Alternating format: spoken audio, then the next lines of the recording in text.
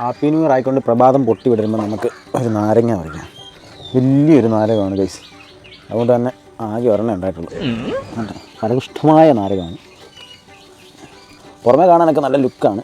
പറിച്ചിട്ട് അകം എങ്ങനെയാണോ? പുതുവർഷത്തിൽ ആദ്യത്തെ കമ്പിളി നാരങ്ങ. ആദിക്കത്തോട്ടം.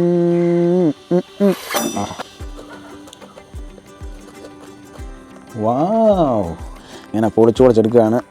അകമൊക്കെ നല്ല സൂപ്പറായിട്ട് വന്നിട്ടുണ്ട് ഗൈസ്. ഓന്നോ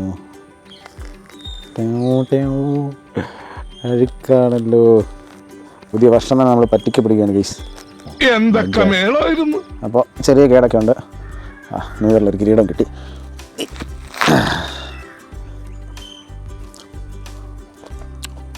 കൈപ്പുണ്ട് ഗൈസ്, നമ്മൾ ചതിക്കപ്പെട്ടു ഗൈസ്. എനിക്ക് അപ്പോഴേ തോന്നി. Happy new year.